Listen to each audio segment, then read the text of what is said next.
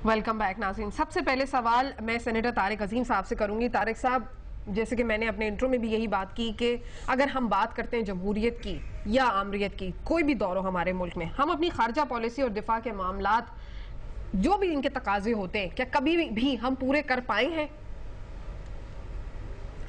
अफसोस से नहीं जी, ये तो मानना पड़ेगा कि हमें जो एज अ कौम जो हमें करने चाहिए फैसले, हम अपनी गैरत का और अब जो तकाजा है उसको, मेरा ख्याल है शायद ही किसी दौर में, मैं किसी एक हुकूमत पे किसी किस्म की तनकीद नहीं करना चाहता, लेकिन ये हमेशा रहा है कि हमने अपने मफादात जो हैं उनको बाद में सोचा है, दूसरों के मफादात को हमने पहले रखा है।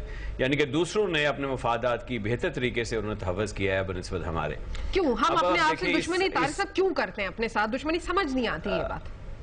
मेरा जी ये सारी बात होती है कॉन्फिडेंस की, कि कितनी आप कॉन्फिडेंस अब फील करते हैं कि अगर मैं कोई फैसला ले भी लेता हूं एज अ प्राइम मिनिस्टर और प्रेसिडेंट, तो पूरी बैकिंग होगी मुझे लोगों की, नंबर एक। नंबर दो कि क्या दूसरी ताकतें जो हैं, जो मेरे बिलमुकाबल हैं, जो अपने मफादात के लिए हमारे से कोई डिमांड्स कर रही हैं, जैसे अब हो रहा है, या कि हमारी एड बंद कर दी जाएगी। तो इस किस्म के आपको कॉन्फिडेंस जब नहीं होता तो आप जो है बड़े शेकी रहते हैं, जो फैसले होते हैं बर वक्त नहीं कर पाते, वक्त गुजर जाता है, उसके बाद फिर हम किताबें लिखते रहते हैं कि अगर ये करते थे तो हम ये कर देते। तो ये हमेशा हमारे साथ ये डिलेमा रहा है। अब देखें, पहली दफा हुआ है कि अभी फिलहाल पिछले 3-4 रोज में मैं देख रहा हूं कि तकरीबन सारी की सारी सियासी पार्टी जो हैं, at least they are on the same page. जहां तक कंडेमनेशन का ताल्लुक है, उनकी जारियत हुई है हमारे खिलाफ, उसको कंडेम सब कर रहे हैं। हाँ। लेकिन अब देखना यह है कि हुकूमत ने जिसने फैसले करने हैं, हाँ, वो आगे फैसला क्या करते हैं। अब आप अंदाजा कीजिए कि अभी हमारे वहां पे हमारे बच्चे शहीद हुए, हमारे जवान शहीद हुए, 2 ऑफिसर्स भी उनके साथ शहीद हुए।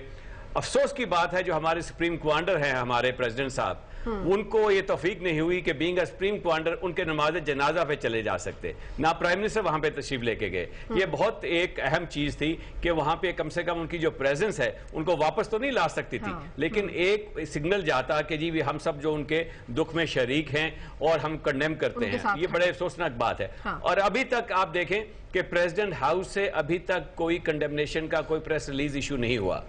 ये भी एक बहुत अफसोसनाक बात है। अभी तक प्राइम मिनिस्टर साहब ने अपने ऊपर लिया हुआ है सारा कुछ। जी रफीक साहब, तो ये एक चीज है जिसको मैं समझता हूं कि चूंकि at the end of the day decisions होंगे तो हुकूमत को लेने होंगे, कमांडर लेंगे, जो कि आईनी तौर पर हमारे सदर पाकिस्तान है। जी, जो कि इस वक्त इनके पीछे सारे बाकी कौम इनके पीछे खड़ी है। दूसरी सियासी जमातें, मैं समझता हूं कोई ऐसी सियासी जमात नहीं है जिसने के उनके साथ खड़े होने की बात ना की हो। तो इस वक्त इनके तो हाथ मजबूत होने चाहिए और इनको खुल के बात करनी चाहिए। जो लोग जिन्होंने हमारे खिलाफ जारियत की है कि आप कहते हैं हम आपके साथ हैं, आप हमारे एलाइज हैं, और इस तरीके से आप भी हमारे साथ ट्रीटमेंट करते हैं, this will certainly will not do. लेकिन आज हमने देखा कि देखें जिस तरह उनके वज़ीर खारजा आए हुए हैं वहां पे यूएई के, और जिस तरीके से फिर हम दिल्ली फिर कर रहे हैं, ये अफसोसनाक पहलू है। जी रफीक साहब, बहुत शुक्रिया सोफिया। लेकिन पहली बात तो ये कि पार्लियामेंट मुल्क में मौजूद है और पार्लियामेंट में मुल्क के तमाम मुंतखब नुमाइंदे हैं मौजूद हैं, जो अवाम की वोटों से पार्लियामेंट में गए। और बजाय जो है एक तरफ बात करते हैं कि पार्लियामेंट को सॉवरन होना चाहिए, और पहले जो माजी में परवेज मुशर्रफ के दौर में पार्लियामेंट एक रबर स्टैम्प थी, प्रेसिडेंट ने अपने तमाम इख्तियारात जो कि पार्लियामेंट को दे दिए। अब ये देखें, बात ये है कि कौमों के फैसले फर्द वाहिद नहीं करते।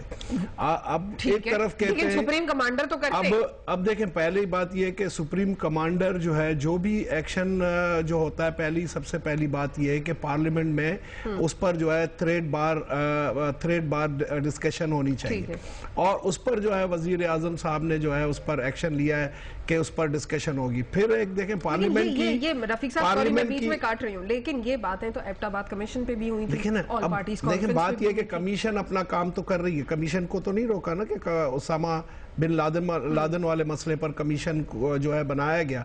अब पार्लियामेंट को जो है जब एतमाद में लेने की बात आती है तो कहते हैं कि सुप्रीम कमांडर कर। देखें, इस वक्त हम सबको मिलकर हम यहाँ पर जो है वो गेम प्लान ना करें कि हमने किस तरह रूलिंग पार्टी को वो करना है। इस वक्त मुल्क की बात है, मुल्क की सालमियत की बात है।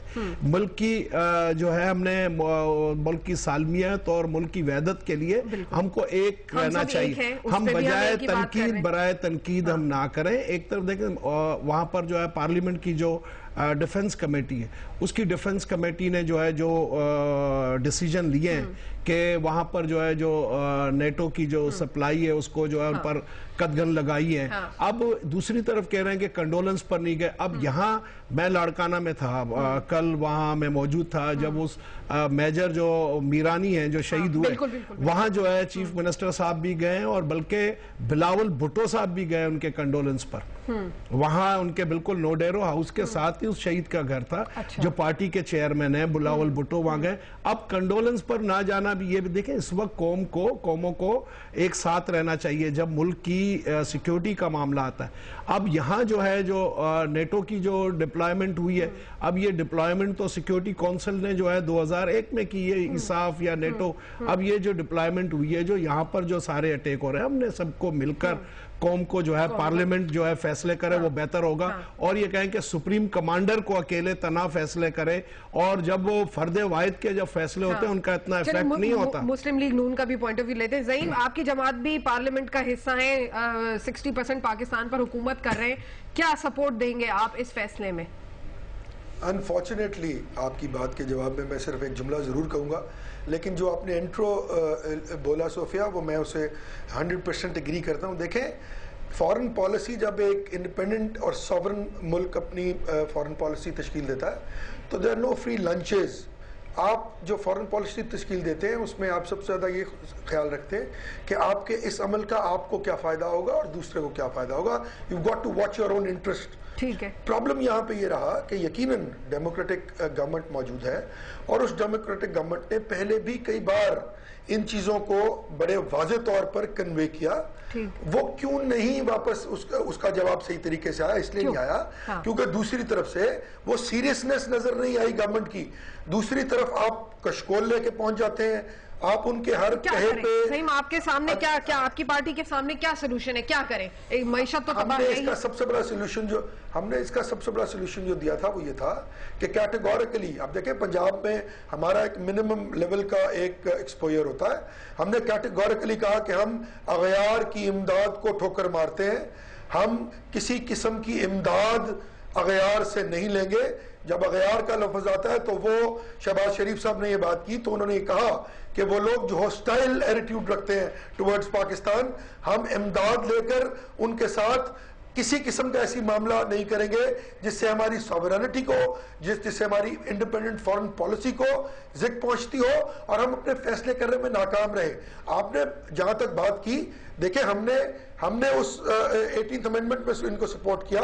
ड्रोन हमलों पे करारदाद पाकिस्तान मुस्लिम लीग नून की तरफ से आई, उसको पूरी असेंबली ने एंडोर्स किया। लेकिन उस पे क्या हुआ? उसके फौरन बाद वजीर आजम के बयान के जिस दिन वो पेश की जा रही थी करारदाद, उस दिन भी हमले हुए और किसी ने उसका जवाब नहीं दिया। तो बात बढ़ते बढ़ते बढ़ गई। वो कॉन्फिडेंस नहीं दे सके, और वो कॉन्फिडेंस इसलिए नहीं दे सके कि इनके पास आज कौम का वो कॉन्फिडेंस मौजूद नहीं है। ये अपनी साख खो बैठे हैं। जब तक इनके पास अपनी इंडिविजुअल साख मौजूद नहीं होगी, ये वो पावर, वो कमिटमेंट आगे आपकी जमात भी मौजूद है हुकूमत के अंदर, पंजाब में हुकूमत कर रही, क्या उसमें अपनी साख नहीं खोई? 3.5 साल से तो आप भी मौजूद हैं हुकूमत के साथ ही। आप ठीक है ऑपोजिशन में, लेकिन आप भी तो हुक्मरानी तो कर रहे हैं, आपकी साख नहीं खत्म हुई। नहीं, हमने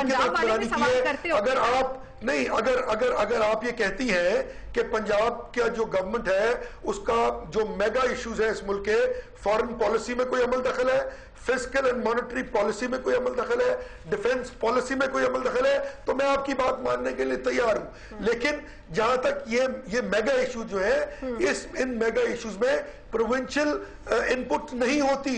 ये खालिसतन मरकज के प्रॉब्लम्स है, ये उन्होंने ही डिसाइड कर रहे होते हैं और उन्हीं के मैसेजेस मतलब बॉल मुसलसल एक दूसरे के कोर्ट में जाती रहेगी लेकिन फैसला नहीं होगा। सही मौका दे दें, ब्रेक ले लेते हैं, ब्रेक से वापस आते हैं, फिर मसूद खटक हमारे साथ मौजूद है, उनका पॉइंट ऑफ व्यू लेंगे। नई जमात है, उभर कर सामने आ रही है, मजीद वादे किए जा रहे हैं, दावे किए जा रहे हैं, वो क्या कहेंगे, हमारे साथ रहिए।